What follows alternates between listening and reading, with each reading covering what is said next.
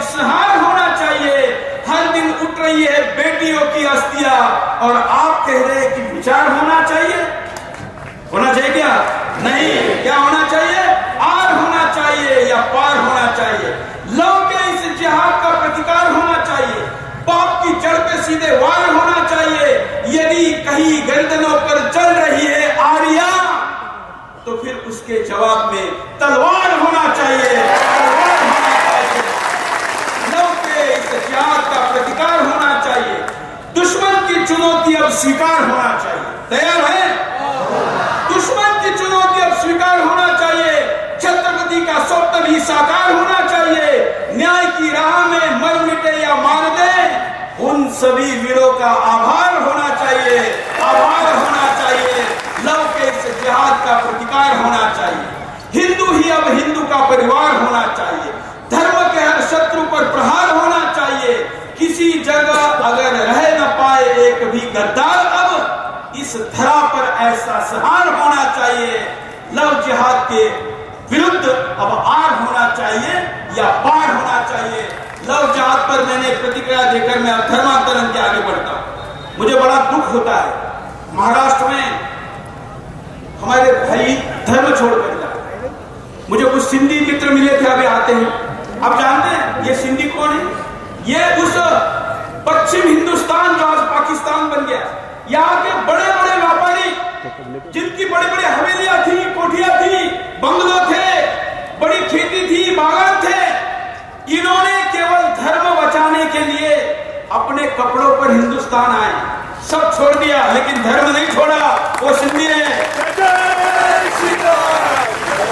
लेकिन उल्लासनगर में 1.25 लाख से ज्यादा वही सिंधी भाई मुसलमान या ईसाई कैसा बन गया? यहां पर भी है, बाकी जगह पर भी है।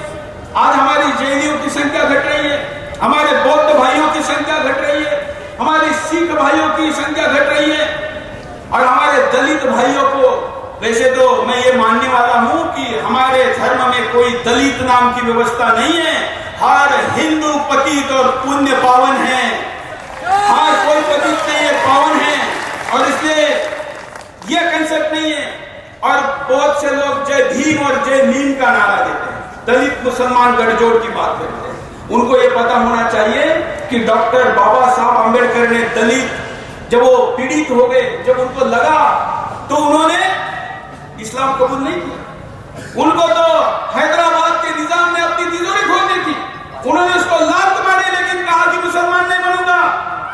ब्रिटिशर्स उनको जो चाहे देने के लिए तैयार थे कि पहला प्रधानमंत्री बना देंगे, लेकिन ईसाईयत स्वीकार करो, उन्होंने स्वीकार नहीं की। उन्होंने इसी देश के माटी का एक पंथ स्वीकार किया। लेकिन आज हमारे दलित भाई भी बड़े पैमाने पर धर्मांतरण का शिकार हो रहे हैं। इसके लिए हम भी जिम्मेवार हैं। हमारे साथ रहने वाला अगर कोई केवल खाने के लिए नहीं है, इसलिए किसी की राइस बैग के कारण जा रहा है, तो हमारे संपत्ति पर थूकने लायक है, कोई फायदे की नहीं है। हमारी बड़ी बड़ी इमारतें, ये महंगी गाड़ियां किसी काम की नहीं है कि अगर कोई हमारा गरीब दलित भाई केवल अपनी आर्थिक मजबूरी के कारण जा रहा है। दूसरा, हम धर्म का ज्ञान उसको नहीं दे रहे। आज मैंने वैसे तो 10 पन्ने लाए थे, लेकिन आप भी गर्मी में हैं और आप सब लोग मेरे से सहमत वाले ही लोग हैं। लेकिन क्या आप जानते हैं डॉक्टर बाबा साहब अम्बेडकर ने इस्लाम और ईसाईयत के बारे में क्या कहा? मैं पूरा समझाने के बाद आप गूगल करके देखिए। डॉक्टर बाबा साहब अम्बेडकर ने कहा था कि इस्लाम में, ये उनका पुस्तक है पार्टीशन, पाकिस्तान के पार्टीशन पर उनका पुस्तक है, इस पर उन्होंने कहा है कि इस्लाम में देशभक्ति नाम की कोई कंसेप्ट नहीं है। उनका भाईचारा ये केवल मुसलमानों के लिए है, गैर मुसलमानों के लिए नहीं। पेज नंबर 332, ये मैं नहीं कह रहा हूं, कौन कह रहा है? बाबा साहब कह रहे हैं। उन्होंने कहा कि अगर मुसलमानों का भाईचारा देखेंगे तो उसमें हिंदू बचेगा नहीं, क्योंकि वो काफिर है और उन्होंने इस्लाम कबूल नहीं किया। बहुत लंबी लिस्ट है, आप जरा सर्च करिए, रिसर्च करिए, बोलते जाइए, उन तर्कों का उपयोग होगा। उसके बाद क्या हुआ? वो तो नहीं गए, लेकिन एक जगह जोगिंदरनाथ मंडल एक बड़ा दलित नेता थे उस समय, कई सीटें उन्होंने चुन कर लाई थी। उन मुसलमान नेताओं ने उनको पकड़ा मुस्लिम लीग ने और कहा कि आप पाकिस्तान बनाने में हमारा मदद करिए, प्रधानमंत्री बनाएंगे, प्रधानमंत्री बनाएंगे और जय भीम और जय मीम मिलकर सब प्यार से रहेंगे। पाकिस्तान बना जोगिंदर नाथ मंडल की सहायता से बना, वो पाकिस्तान के अर्थमंत्री बने, लेकिन वहां पाकिस्तान बनने के बाद दलितों के लड़कियों पर, महिलाओं पर अत्याचार बढ़ गए। फिर वो जिन्ना के पास गए और जिन्ना को उन्होंने कहा कि आपने जो वचन दिया था वो आप तोड़ रहे हैं, हमारे विरुद्ध षड्यंत्र हो रहा है, धर्मांतरण किया जा रहा है, बलात्कार किया जा रहा है, हमारे लड़कियों को उठा के लेके जा रहा है, प्रशासन मदद नहीं कर रहा है। जिन्ना ने कहा कि अब आप यहाँ पर आ चुके हैं, अब आप हम जो कहेंगे वो आपको करना होगा। ये दुखद स्थिति उनके जीवन में आई और जोगिंदर मंडल निराश होकर पाकिस्तान छोड़ के हिंदुस्तान में आ गए। यहाँ आने के बाद वो इतने हताश हो चुके थे कि कलकत्ता के किसी गलियों में वो ऐसे ही मर गए, पता तक नहीं चला। बाद में पता चला। हिंदुस्तान के, महाराष्ट्र के दलित नेताओं को कहता हूं कि अगर हमारे से कोई गलती हुई है, हमारे से मतलब हमारे कुछ लोगों से गलती हुई है, तो वो भी आपके भाई है, आप भी मेरे भाई है। उस घर की गलती को घर के अंदर दुरुस्त करना चाहिए। इनके हाथों का शिकार बनोगे तो फिर आपका जोगिंदर नाथ मंडल बनना तय है।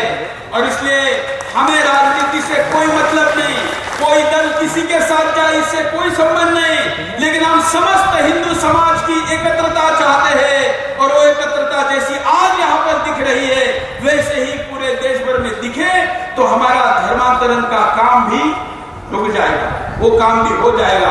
और इसलिए पुनः एक बार मैं हाथ उठाकर आपका समर्थन चाहता हूं कि क्या महाराष्ट्र में धर्मांतरण विरोधी कानून आना चाहिए? तो जो हाथ उठाए, एक हाथ का मतलब होता है 50%, 2 हाथ पत्रकार ने भी उठाने चाहिए। हाँ, धन्यवाद। वाह, देखिए पत्रकार भी पुलिस वाले भी उठा रहे हैं क्योंकि वो जानते हैं कि इससे उनका भी फायदा है, देश का फायदा है। तो जरा वीडियो वाले देखा ना, देखिए महाराष्ट्र के मुख्यमंत्री और